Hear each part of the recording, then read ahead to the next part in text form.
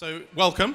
Great to see you. My name is Andy Wales. I work for a telecoms company called BT, British Telecom, where I run what we call digital impact and sustainability, and we invest around the world in digital skills and in big innovation partnerships. And that's why I'm delighted that we have a panel of teachers, educators today who, A, are probably some of the most entrepreneurial and innovative people that I've met, and B, have scaled those things way beyond their own schools. So it's really exciting. So we're going to, the way we're going to do it, I'll introduce each of them. They'll speak for 3 minutes. I'm going to rigorously control it. We're then going to have some Q&A between us. And then we'll spend most of the time, I think, talking with you and in the audience, if that's okay. So let me introduce briefly our 3 speakers. Starting on your far left with Koen. So Koen is from Belgium. He's been a Teacher Prize finalist twice, in 2017 and 2018. And he launched a project called Kakuma, in which 325 educators across 6 continents offer free education via Skype to refugees. Then we have Hannah Dudic, who is from Ukraine and also was a finalist in 2017 and is focused on the technology side. So she's been a leader in using tech in the classroom and then taking that more broadly with STEM education throughout the country. And finally, we have Steve, one of the characters on the panel. Steve is internationally acclaimed. He's the founder of the Green Bronx Machine, which you can read from his T-shirt. He has a cheese hat. I'm sure you'll learn more about that later. And he's founded an impressive kind of gardening feeding project around vegetables, which has improved health in schools across the world. 60 teachers from 60 countries have visited his classroom. So we've got some pretty exciting people. So let's go straight to them, and they'll do 3 minutes each with some video and some slides. And we're going to start with Koen. Hi. So, 4 years ago, I was in contact with a refugee in the Kakuma refugee camp, and this camp is based in Kenya. It houses 200,000 refugees, and I promised this refugee to help him to increase the level of education in the camp by having Skype calls with them, Skype lessons. And that was quite a challenge because they didn't have any electricity nor computers or internet connections. So I decided to ship my own laptop to the camp, and I started to teach them using Skype. I did a small crowdfunding, so I was able to bring internet connection to the camp as well. And some American teachers, they created their own solar suitcase, which brought free electricity to the camp. And the lessons were received pretty well. I was teaching math, science, and English, and we now have 350 different teachers across 75 different countries who are doing the same, who are offering free education to them. And the nice thing is that we are not just offering them education, we are making connections between students from across the world, every continent, with them, allowing them to have an intercultural exchange, basically. And once I noticed the passion of those teachers and willing to be part of a global community, I launched a new project, the Climate Action Project, focusing on one very important SDG, Sustainable Development Goal. And during this project, a lot happened, basically. Students went to explore, brainstorm, discuss, they created stuff, and they shared their findings using videos, and they did magic in their classroom. They did not only memorize facts, but they also created stuff, they solved problems, there was critical thinking and those very important skills. And so, during this project, I combined those and I was able to scale up. I noticed the power of the community, basically. And so this community decided to write a book about the global goals, which will be used in 100 countries as a curriculum. And this way, the Innovation Lab schools were born, and right now we are equipping schools and we are building our own schools in 12 different countries, from Brazil to north of Canada, Australia, and lots of African countries as well. And this is where we will do the same. We will connect students from across the world with those students, and there will be a nice synergy between those students as well. And this is all supported by Jane Goodall and some celebrities like the Dalai Lama, Charlize Theron, etc. Thank you. Brilliant, thank you, Koen. Can I check the table at the back? Did you hear him okay? Was that clear? It's working great, good, thank you. Brilliant. Hannah. Hello, everybody. May we have the presentation? Thank you very much. So I live and teach in Ukraine, And like a lot of post-Soviet countries, Ukraine used to be rather homogeneous in terms of population.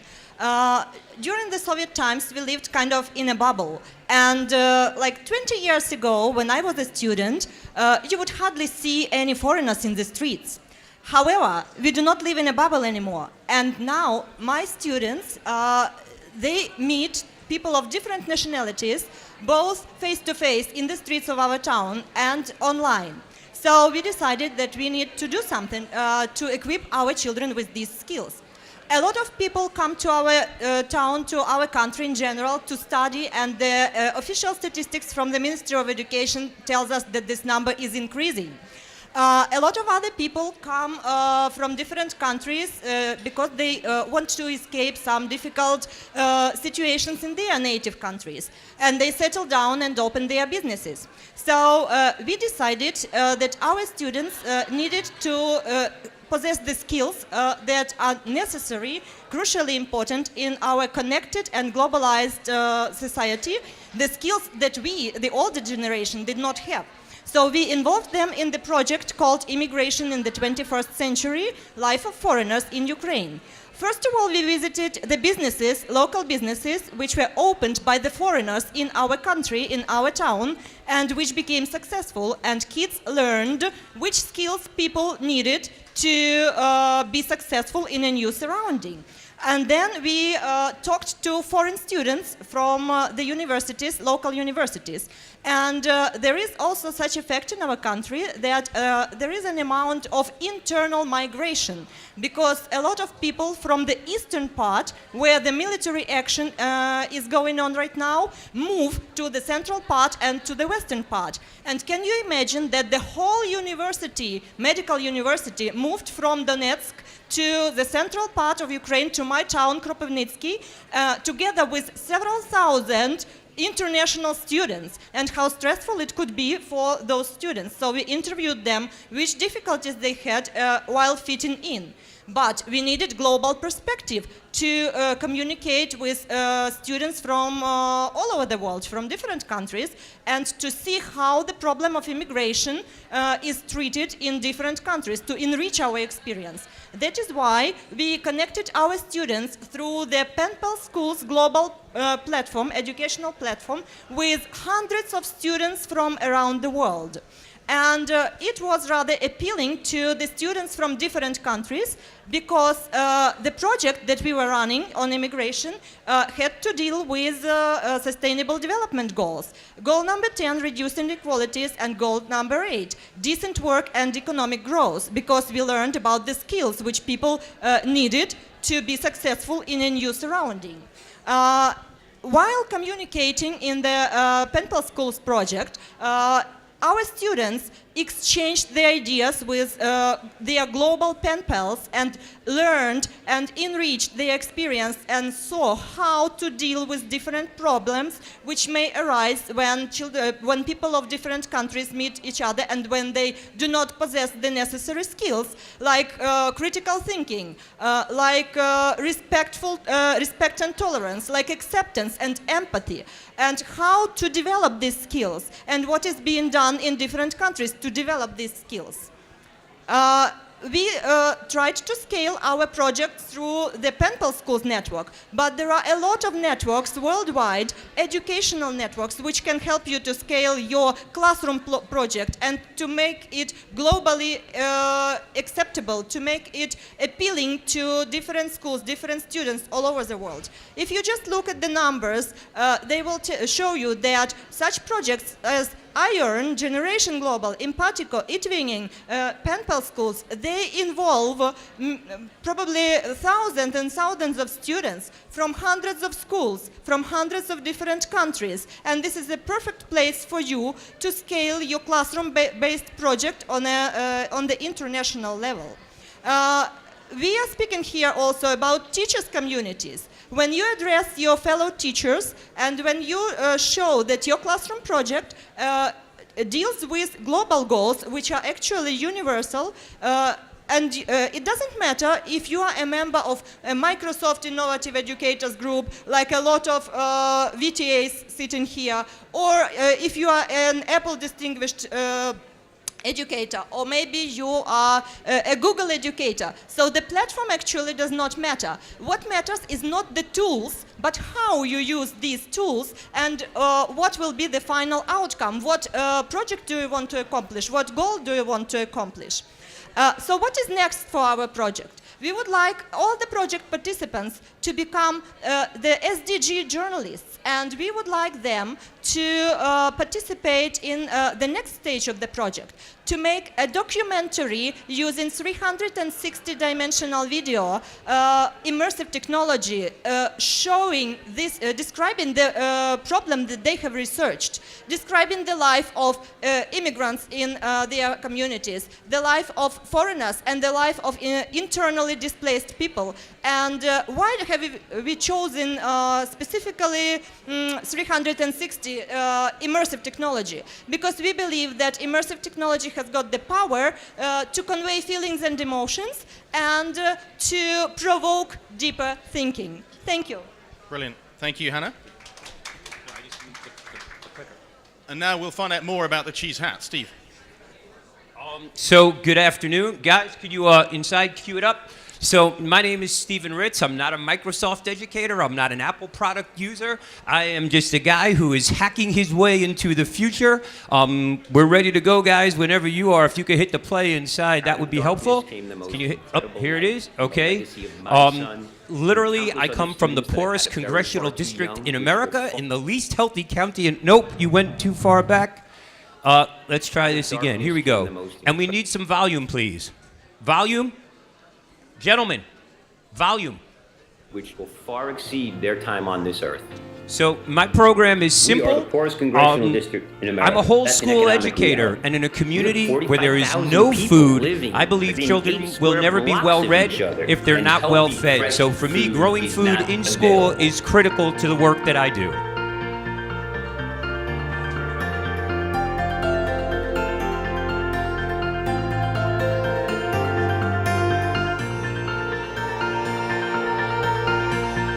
For so many, food is the problem. But for all of us, food is the answer.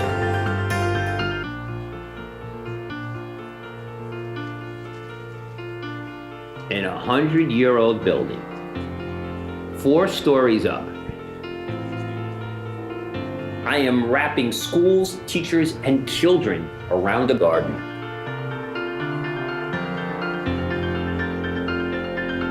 Kids can't wait to see what's growing. They can't wait to measure what's growing. They can't wait to eat what's growing and cook what's growing and grow more and talk about it and share it with their family, friends, and colleagues and integrate it into their classroom work. When you see kids who are happier and healthier, you can't help but be caught up with that.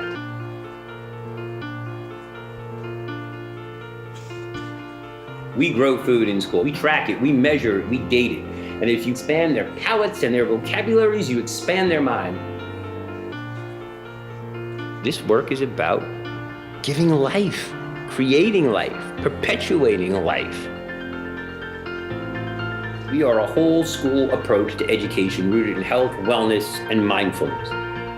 The work is definitely evolved, and we are growing something greater. I go from a box to a garden in 45 minutes. My classroom is hosting people from 60 countries around the world, 6 continents. How cool is that? Our grades are up, our attendance is up, our school performance is up.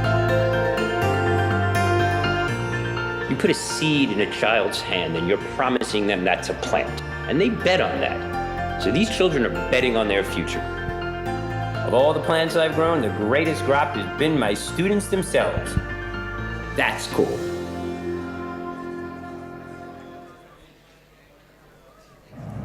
So, it's very simple. I believe that I don't put gardens in school. You can keep this turned up. I believe that the art and science of growing vegetables aligns the Common Core and next generation science standards grows healthy students, healthy schools, and healthy communities. And that literally in a community that has no access to food, the art and science of growing food. And this is a video made by my 4th graders. So I don't put gardens in schools. I wrap the entire process of growing food in schools for children without it around Common Core next generation science standards. And this is the work that we do. So we are entrepreneurial. We are scaling, and the health benefits for a guy like me who used to be this big. My students and I have lost hundreds, if not thousands of pounds, but we grow food, our food grows schools, our schools grow communities, and the collaborative health benefits of this for social services are phenomenal, and that's the work that we actually do here. So, and literally, we're growing something greater in the South Bronx, and I'm proud of it, proud to be scaling to 22 cities across 19 states with health insurance, because the cost benefit, the effectiveness of sending kids to school and not having kids who are obese, sick, and absent really makes a big difference. And we've taken the poorest performing school in all of New York City, which is an accomplishment into and unto itself, and turned it into a school that made the cover of Time magazine. Thanks kindly. Brilliant. So 3, for me, pretty inspirational stories. So I'm going to ask a couple of questions up here, and then we'll come to the floor. I presume we have microphones for the floor, do we? Do we have mics for the floor? If not, I'll give up okay, mine. No, don't worry. So let's do a couple of questions here first. So, Kern, tell me about the biggest problem you faced when you tried to scale what you were doing and how you overcame it. Well, when you try to scale, you need people supporting the project globally, meaning policymakers, politicians, funding. You need a lot of funding. And there's a real power in a network, basically. So first what you need is a PLN, a good professional learning network. And for me, social media are really crucial for that. Twitter really allows to connect with other people who are like-minded, to share your thoughts, people willing to support.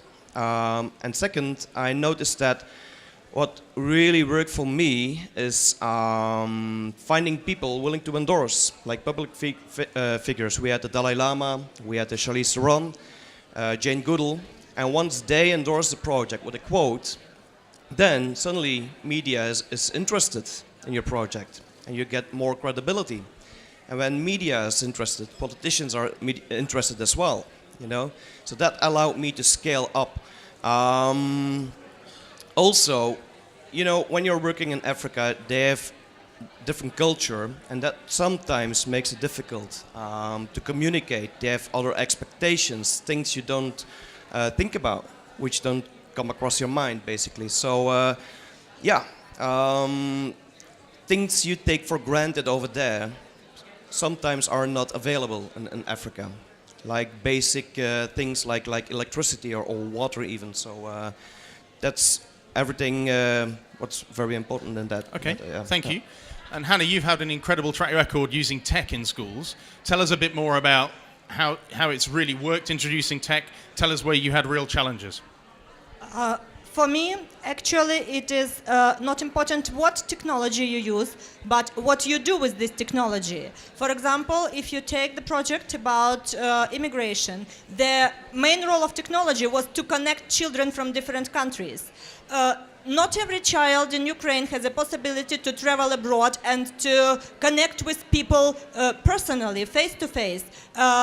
But, however, we have the possibility to connect our children in the classroom. Sometimes the difficulty was that some teachers from other countries and from other schools of our country would wonder how to fit the project into their curriculum, how to make it correspond to the curriculum. What I would suggest is take a broader look at the project, at any project that you are going to implement. Try to find interdisciplinary connections, and then look at the resources, at the technology resources that you have in your school, and see how you can use them, how you can utilize them. Either you can set up a Skype session, for example, connecting the classrooms from different parts of the world. If there is a huge time difference, which also happens sometimes, you can use a Flipgrid platform, which is an asynchronous platform.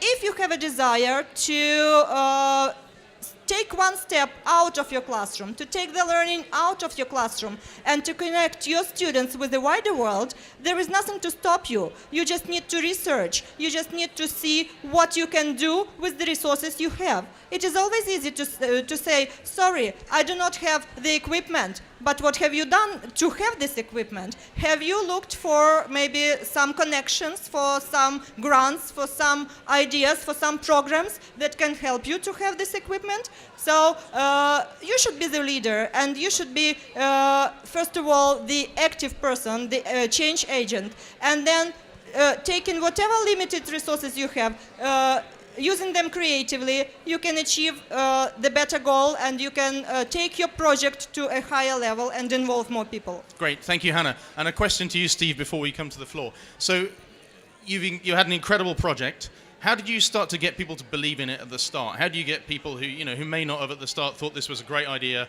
How do you communicate to your pupils? How did you get them involved? So first and foremost, every single person here is a champion teacher, and champion teachers know what to do. The way you scale a project is by looking at data. Listen, I want to connect with everybody in the world, and I want to be on social media, and I want to Skype with teachers in classrooms, but my school will be closed if it doesn't perform. So I specifically look at metrics. I look at attendance. I look at graduation rates. I look at promotion rates. I look at jobs. And when you can generate all of those, your project scales inherently. When you cut down on crime, when you cut down on healthcare costs, you start scaling in ways that you can never imagine. And that's what this is. This is a whole school solution. And that's really how I approached it. I didn't approach it as a champion teacher. We're all champion teachers, and we all bump heads with administrators. I approached this as a school, a whole community approach that was going to transform the way children teach, transform the way they learn, transform the way they live, and then bring young, talented teachers into the fold who want to pick up this torch and run with it locally. That caught a lot of eyes. That caught a lot of attention. I'm low cost. I'm scalable. We don't beg for money. We don't go after foundation money. We created our own assets. We are relentlessly entrepreneurial. So we write books. My children self-fund. They are learning how to grow their own economy, and we are beholden to nobody. So in a community that has traditionally been apart from the table, guess what? We grew our food, we built our table, and we grow our own, and we ask nobody for anything. And that's the way you get it done. Fantastic. So we are going to move to some questions from the audience. Do you want to put up your hand? Well, can we take 3 at a time? And could you say who you are and where you're from, please? Yes. Thanks. Thank you. Good morning. My name is Laura Hager. I work for Edukans. We're based in the Netherlands. And I see Koen nodding his head because I also saw our logo. But Koen, can you explain how you find and approach teachers to help in the project, to actually participate in the Skypes that you organize? Okay, cool. Thank you. Is there a question over here? I'll tell you, let's go this way. So do the gentleman here first, and then we'll go through. Thanks, if that's okay. Yep. Hello, namaste. I'm Samsher from Nepal. So I want to talk with the green man. So you always grow the vegetable in the classroom also, or outside the classroom also, because I'm very interested, because I have a cooking class and I'm going to start the farming in my school very soon. So I want to know a little bit more about how to do, or what can you help us. Thank you so much. Great, thank you. And then just over here. Thank you. My name is Anna. I'm from Ukraine, a Svitoria NGO, and I have a short question to all speakers. What do innovations mean for you personally? Thank you. Super, thank you. So Koen, shall we start with your question from Sarah around how you find teachers? Yeah. So many people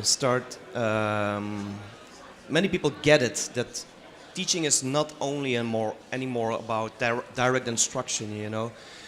There are many ways to learn, and there's collaborative learning, there's flipped learning, problem-based learning, learning from each other. And I don't think, and many people know that they're not the only expert anymore. So we can learn in very different ways. We can learn by Skyping in experts, we can learn from each other, we can learn from our students, which is still a taboo for teachers. But there are many people, many teachers who know that this connection-based learning is very, very, very important. And when it comes to research, please check connectivism, which is part of collaborative learning, which is really, really interesting. And it states that you learn from each other. Everybody is a node. Can be a book, can be a website, can be a Skype call, whatever, okay? So many of those people unite on social media. So basically, you start a project with 10 people, and then it multiplies to 50, and then 250. And before you know, you have 500 teachers across the world willing to collaborate and willing to connect with each other. And once they see that their students are having this much fun, but also learn that much, just by making connections and sharing findings with each other, that's so powerful. For example, during the climate project, we had students in Sierra Leone who died, and they made a video due to the mud flows. And that's so much powerful than learning data from a textbook, you know. So once they see that it works, it becomes a huge movement, basically. Yeah. That's really powerful. Thank you. And Steve, there was a question for you around engaging the community outside of the school in farming or in gardening. So 10 years ago, listen, I come from New York City. I come from bricks, concrete, glass, and metal. I am not a farmer. I'm an educator. And I started 10 years ago, I couldn't tell you 10 kinds of vegetables. I did start doing outdoor farm work, community garden work, but most of my children are children of color, children from the Caribbean, children from South America, and they equate farming with slavery. I have migrant parents who aren't sending their children to public school to come and learn how to farm because of the negative associations around that. The flip side is I also have a community where most of my children are hungry and obese. The flip side of hunger is obesity, empty calories. So when I learned that I could grow food indoors and do it in a cool, kind of sexy, high-tech way, it is 30 degrees in New York City today, 30 degrees Fahrenheit, you know, so it is 0 degrees Celsius. And right now, today, my farm in the middle of a classroom, 4 stories up in a walk-up building, is growing food. It's growing enough food to send 100 bags of groceries home every week. And parents who understand what food is, who understand the economics around that, and understand that health and food is medicine, really benefit from that. And it has flipped the script on the way children are going to school and what they're learning. So while I do now love soil farming, because I've learned, my goal is I'm not a farmer. Listen, I have to run a school. I need kids who are prepared to engage and be employed in the 21st century. And that means a lot of things, but what it really means is the 4 C's, creativity, collaboration, connectivity, and basically courage to do something they've never done before. So I like to say I'm thrilled to grow food indoors. It's cool, it's sexy, there's no loss of instructional time, and we get it done. And then we had a question from Anna from Ukraine about what does innovation mean to you personally. You could take that anywhere, I guess. So why don't we start with you, Hannah? Okay, so first of all, I think that innovation is rather tricky term, because what teachers, for example, from developed countries may perceive as innovation can be something like a dream for teachers from developing countries. And what teachers from developing countries perceive as innovation may not be an innovation anymore in some other countries, and it may be a norm. For me, innovation is, first of all, constant search for improvement, especially in your classroom. If you see that something is not working in your classroom and you are looking for the ways to improve it, so you are an innovator.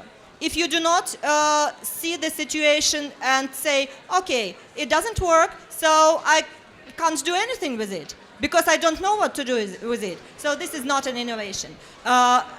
Innovation for me is defined with 2 words: no fear. So you should not be afraid to fail. If you use a new method of teaching, for example, if you try out new technology, educational technology, if you try to engage your students into new activity and then nothing comes out, or maybe the results are not what you have expected, but negative result is also a result. And when you try several methods, several ideas, you come up with your own improvements and with your own modifications of already existing methodology, for example. So this will be the innovation.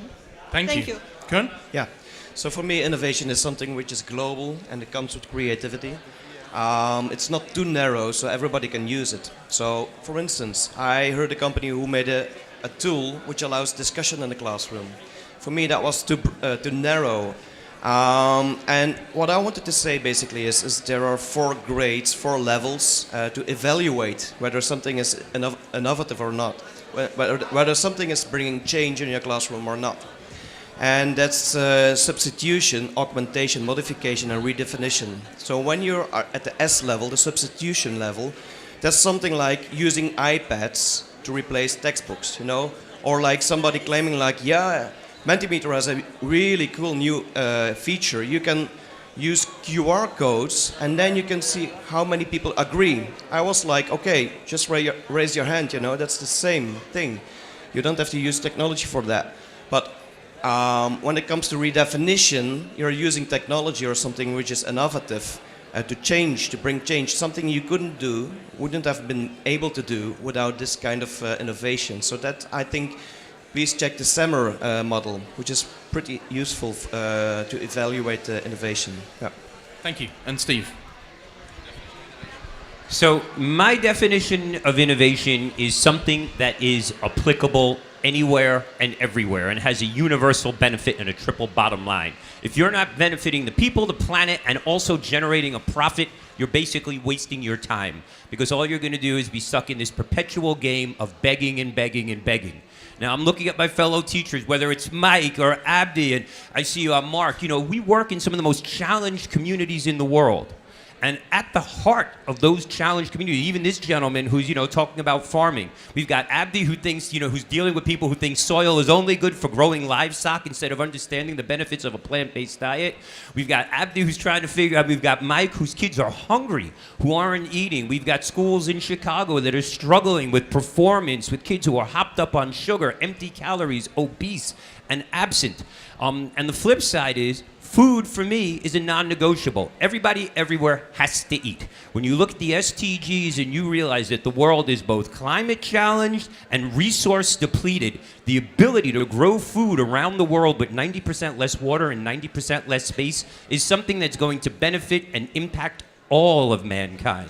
Now, the craziest thing is I work in the poorest congressional district in America. You see where I come from. But the biggest place that I've been able to innovate is right here in Dubai, having schools that are net positive on food and net positive on energy. Because here in the UAE, we have tons of sun. In Africa, we have tons of sun. And the 2 places that have the most restricted amount of water are benefiting from this technology in a way that adds value to an economy, which moves children from being part of the problem to part of the solution in ways that employ them and engage them and create health paradigms for all. So innovation has to be universal, it has to be accessible, and it has to be something that impacts both the rich and the poor in an add value that doesn't exacerbate the gaps between the us's and the them's, the haves and the have-nots, but allows people to work together collaboratively in add value ways that add impact for all. Thank you. Before we come back to the floor for a next set of questions, I wanted to chuck one in following up that. So each of you now, at various times, has mentioned the Sustainable Development Goals. How do you find those as a framework to connect to people outside of education, to companies, to government, to other partners? Are they useful? Are there too many? Are they effective? What's been your experience of that as a framework? Kern, do you want to go first? I think they are a great framework to be used globally. Climate change affects us all, but in very different ways. And it's interesting for students to take a look how they affect us all. But there's also, it's not, many people are like, the SDGs is climate change, It's more than that. There's also gender equality and poverty and quality education. I think there may be an overlap in the SDGs. I think there are also some topics which lack in the SDGs, like violence, for instance. But I think that's a great way to start speaking about this very, very important thing in the world. Okay, thanks. Hannah? Well, I believe that focusing on sustainable development goals allows schools to connect with communities, with local businesses, for example, with NGOs, with different organizations inside your community. Because usually, if you show people that education is not limited only to learning how to read, how to count, how to write, but the final goal is to make our children successful in future, and we can make them successful in the future only if these sustainable development goals are achieved, or at least if we make some steps towards achieving the goals. Then the stakeholders outside the school, outside your learning environment, will understand that you are working together and doing together something very important. That is why whenever you are trying to attract some supporters from outside your school community, you should always highlight the sustainable development goals and show people which goals are you focusing on. Either it is economic growth and sustainability of the cities, or it is life underwater or life on land, or it is gender equality, or whatever other topic is the focus of your school activity. So whenever you make a focus, whenever you highlight it, you will receive much more support from around the school. And then in such collaboration, your children will also benefit, because they will understand that school is not only about the classroom. School is not limited to the classroom. It is about learning to live in harmony in a wider world. Okay, and I'll come to you in a sec on that, Steve, because I mean my experience in the UK with the Sustainable Development Goals is that they can be a good kind of a good policy framework to discuss with experts in different sectors. But if you then want to get to communities, it's a pretty complex thing to try and communicate. What's your experience in the US? So, listen, I'm not going to knock the Sustainable Development Goals. I think they're a framework that needs to be respected and embraced. But does anybody really need the UN to tell us that children are hungry, that the climate is, that the world is in climate crisis?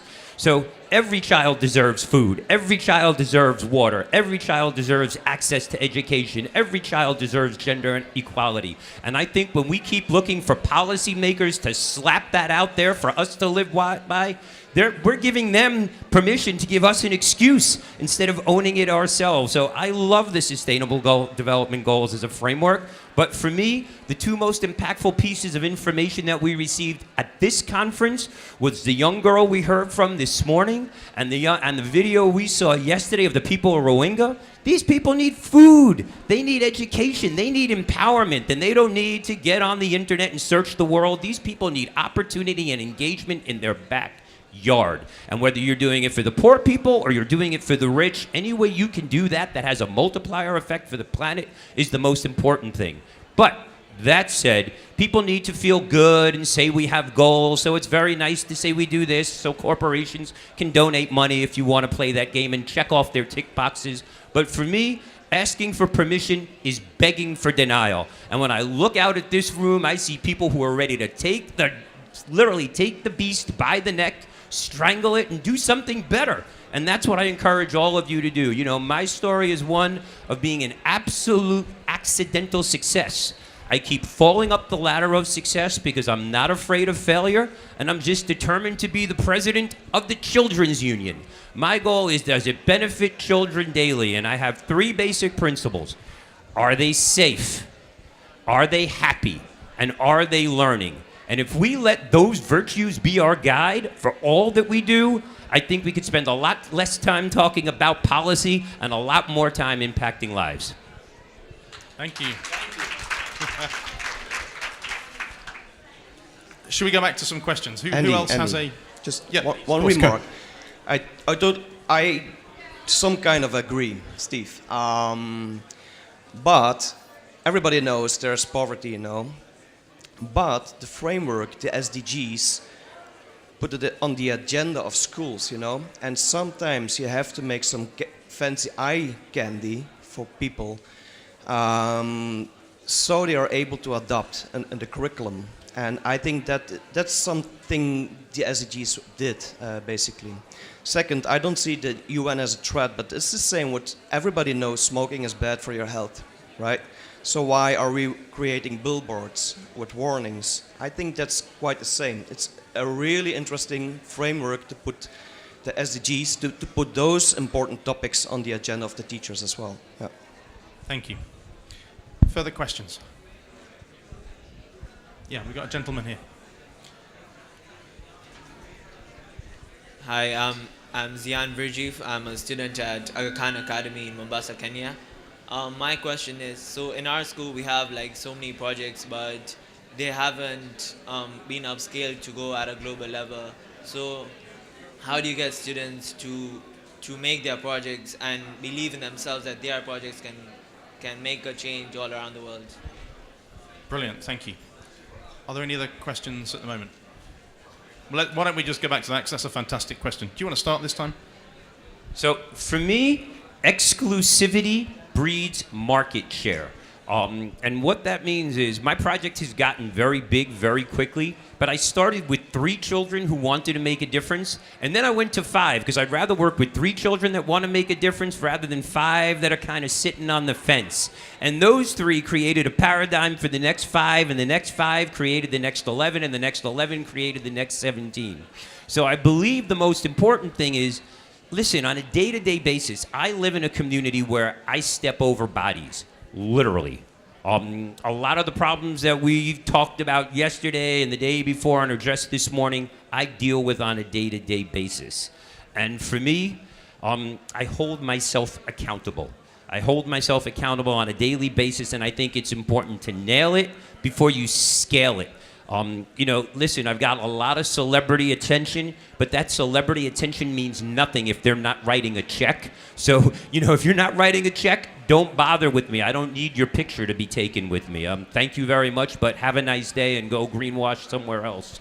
So the most important thing is to really actualize people on the ground where you live and realize that you young people are the ones that us teachers are waiting for. And if we can empower you to do what you need to do, guess what? I may be able to take a day off and go on vacation because you guys are running the show. And ultimately, that's what it's all about.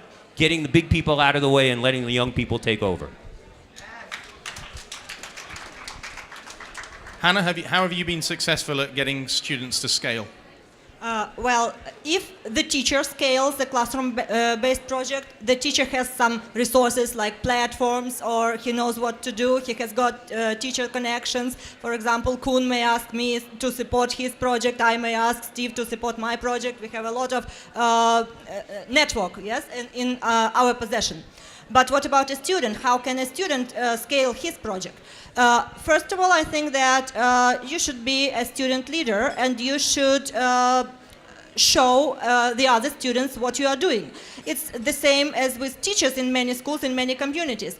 Teachers are, not only these teachers present here at this conference, but teachers all over the world, all around the world, in many schools are doing some really, really great things, but we do not know about these projects. Why? Because they have never showcased the project. They have never told other colleagues about what they are doing and never asked to join. So that is the same what students should do. Run a campaign, make your project visible on social networks, for example, or in neighboring schools. So start small from your community, and then you will see the impact grow bigger. Define your goals, what you are going to achieve through your project, and find some support from other student leaders. And I will give you one example. After conducting the project on immigration, for example, we were approached by student leaders from California who also wanted to learn about the same thing that you are asking, how to scale a classroom project. And my students recorded a video explaining their experience, how they were able to scale their project. And in such a way, students just learned from each other. Students who were based in totally different regions, far apart from each other. But sharing really makes the difference. Thank you. Thank you. Well, sorry, Koen, before we go to you, could we get the mic back to Dion? Because after this, I'd love to hear your own experience, if that's okay. If you'd be happy to tell us. But go on, Koen. Well, these kind of projects always start very small, you know, and you need to find people who are with the same mind, who are thinking the same, doing the same, who are interested in what you're doing, basically. And for me, social media really worked out really well. But those kind of conferences and connecting with people works really well as well. But I would say let's have a chat after this session, and then your project is launched. Okay? Yeah. Super. Tell us your experience, Dion. Okay, so personally, I do have a project. So my project is basically called Affordable and Accessible Sanitation for Women. What we do is produce and distribute reusable sanitary packages and equip girls with the necessary skills to not only give themselves, but their communities access as well, and it has a very exponential effect. So personally, I have been able to scale my project, and we are working with 300 girls. We've been working with 300 girls in 6 different countries. I think for me, the way I was able to scale my project was social media, because I started in my own community in Mombasa, but then I kept on posting what I was doing, and then youth like me were like, oh, we want to be part of this cause. So someone from India approached me and they're like, yo, let's do this. So then I just facilitated that, I guided them, and I gave them the resources, and they were able to execute it. So now we're working with 300 girls in 6 different teams in 5 different countries. Yeah. Brilliant. Thank you for sharing that. That's Thank you, fantastic. Do we have other questions from the floor or contributions? While you're thinking, I wanted to ask you guys one question, which is about the community of teachers here connected to the Varkey Foundation. So this is my first time here at this event. I've learnt a lot, including who little Mix are. But you've been doing a lot together these last few days and over recent years. So tell us about the kind of things that the teachers get up to together, for those of us who don't really see that side of it. Do you want to start, Hannah? What the outcome of Varkey teachers ambassadors is really great. For example, we can take Koen's project with Innovation Lab, and he can tell you better, he knows the statistics, how many VTAs are involved in the curriculum development group, how many VTAs, even those who might see sitting here in front of us, are the ambassadors of this project. And this is just one example. There have been a lot of joint projects which we came up with. And right now, a couple of days ago, when we had a VTA summit before starting the GESF, the community has grown so much that we decided to work in groups like European group, Asian group of VTAs. And now we will concentrate on specific problems in education which arise in our specific geographical locations. And I think that will result in solving some problems, in finding solutions that really work, and probably in some regional summits or conferences that will be able, in such a way we will be able to build regional networks of teachers who would like to really make some changes to the profession and to improve educational systems in their particular communities, in the particular regions of the world. Thank you. Koen, has anything surprised you about that community? You know, in those communities, you always have people who are trying to create and others who want to try to participate. And it's all about making the right connections, I think, connecting the dots. And the great thing about those communities is that they really include all the people who are trying to be innovative. And yeah, there's so much potential, basically. So it allows you to go global, basically. Many of us have been doing things at home in our own classroom or own school or maybe own country, but suddenly you're launched as in global projects, and all you need to do is finding the right people who are doing the same subjects and ages and who have the same interests. Yeah. Great. And Steve, what's been the best part of it for you? The best part of the best part of the Varkey experience for me is realizing that as talented as each and every one of us are here in the room, is that the best teachers in the world are the ones that we'll never know about. The ones on earthen floors and teaching under thatched roofs, the ones in mountains, the ones who can't get here and can't connect. And I really look to people in this room, both collegially and professionally, as beacons of success. And I'm kind of a student of behaviors. And what do I look for?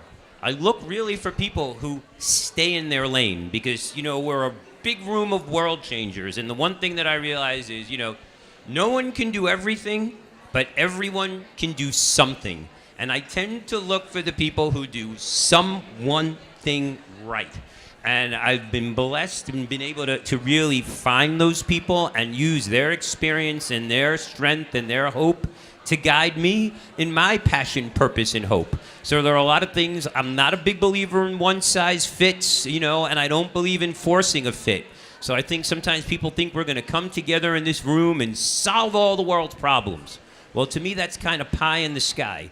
But if we can come together around certain replicable, scalable things that work and fit in certain communities, the combined impact will be much better. And of course, to be in a room of people that I love, the blessing of being a Varkey teacher ambassador is really meeting talented teachers who give selflessly of themselves, and some who do just, all of whom are doing God's work. Some are doing it smarter than others, and some are doing it in different ways.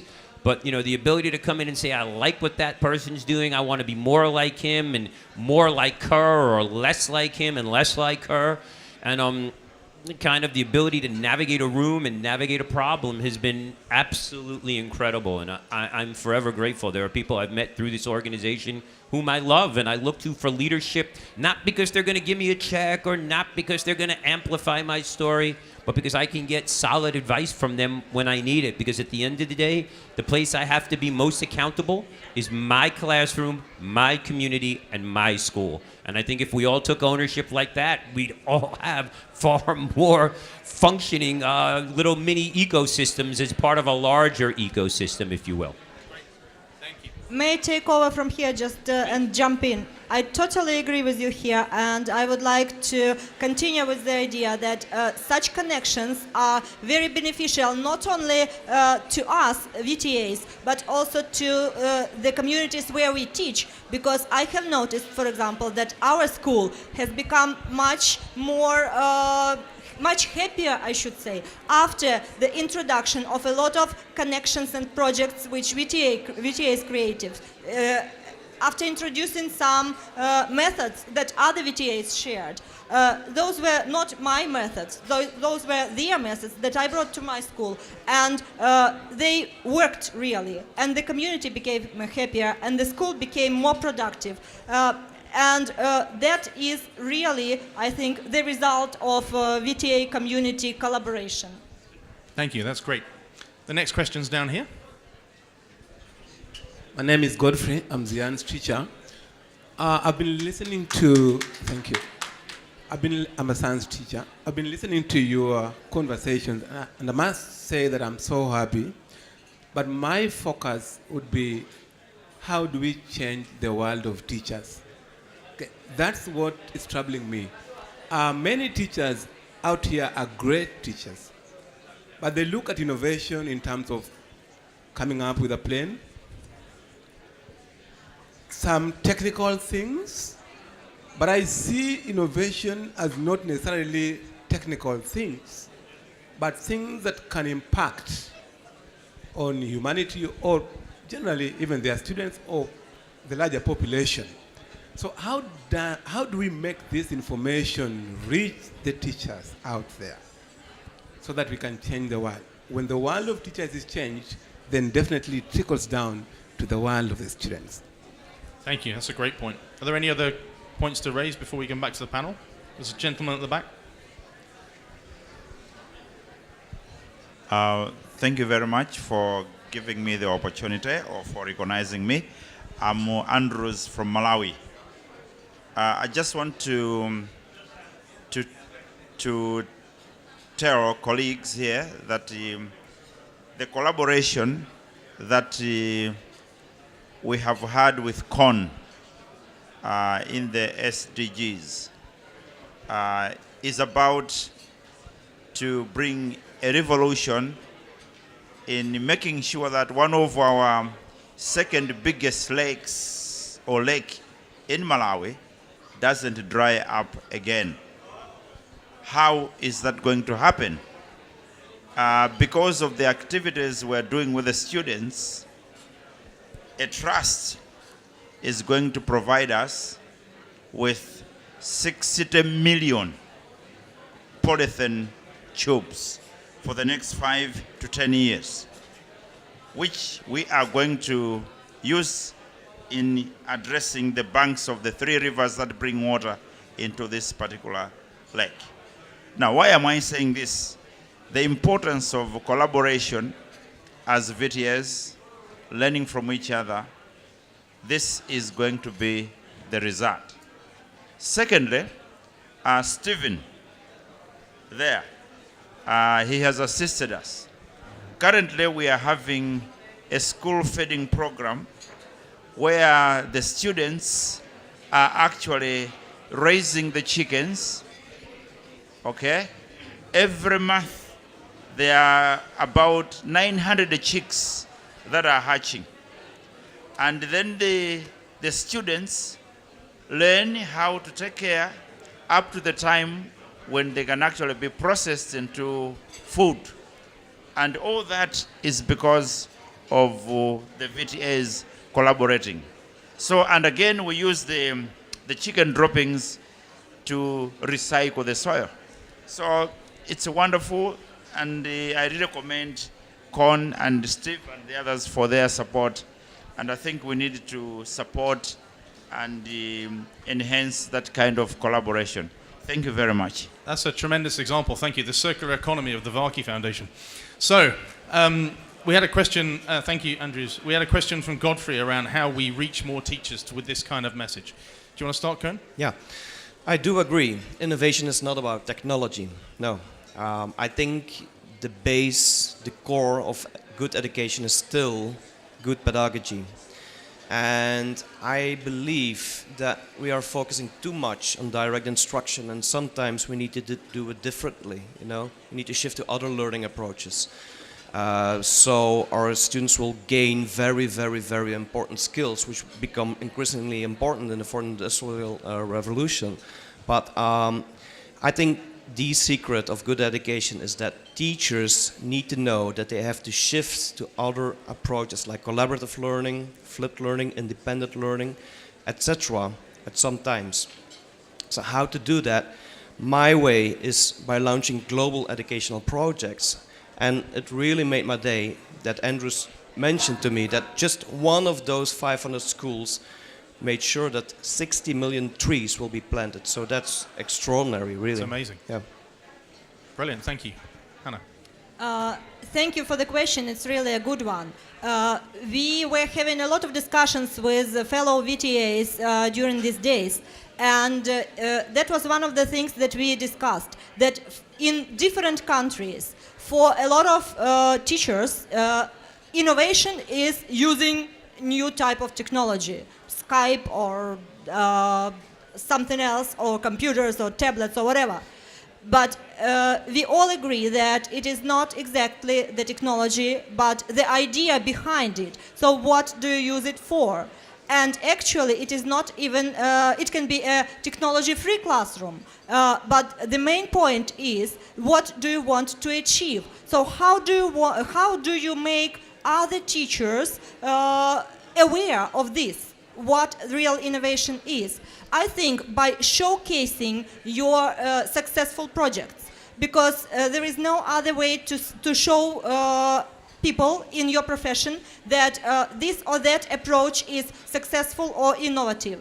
For example, if Steven tells you here about the success of his farm and you see that this really works, so if other teachers are aware of this, are made aware of this, they will see that that is the innovation, yes? So you need to, if you have a good idea, if you have a good project, showcase it, tell the others about it, and show the results, definitely, of this project, show the outcome. So that will, that is the way to share the ideas and to involve others in what you are doing, and maybe to learn from others as well. Thank you. Thank you. And you've already inspired and reached many teachers, Steve, around the world. What are you going to do next? I'm just getting started. I'm going. I mean, I tend to work 24/7. This is my passion, but I do it one student at a time, one classroom at a time, one teacher at a time, and one school at a time. And that's how. Thank you. I honestly believe how it's done. I had this epiphany a long time ago.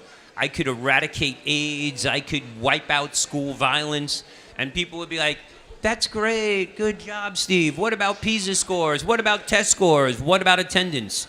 So for me, I'm always looking at what moves the needle from the school performance side that enables me to do more of what I want to do. And realize I'm here today because my students are taking care of the farm. I mean, the coolest thing is they're really doing all the work and I'm getting all the credit. That's the best way to scale your innovation, is to make sure that whatever you're doing is putting yourself out of work. My goal is to launch the next 10,000 Steve Ritzes who want to do this so much better than I do. And that's really what I do. Can you imagine a world of 10,000 Steve Ritzes? We're almost out of time, but quick question to the gentleman here before we finish. Thank you. Thank you very much. Mine is not a question. Oh, it is a please, comment. go ahead. Okay. When we talk about who is changing the world, I think we can see here. Changing the world does not mean changing very many. We cannot wash the world and make it cleaner than it is. It's ourselves who change. And this is an example of the people who have changed the world, because they have changed themselves and decided to change the next person. If we focus, as Steve is saying, at one person at a time, I think we shall change the world. The biggest stage that I'm seeing was not even the dance that I attended yesterday, but this. This is changing the world to me. And this is what we need. More teachers like this. If we can inspire one more teacher, then we will move places. Thank you very much. Yeah. And I'm proud of him because he's from Mombasa, I'm from Kenya, so it's fantastic to have that. Thank you. So you've stolen my wrap-up and you've done it a lot better than I was going to do it. So kudos to you. So thank you very much for joining us. Thank you for being a really engaging audience, and please put your hands together for our fantastic panel. Thank you.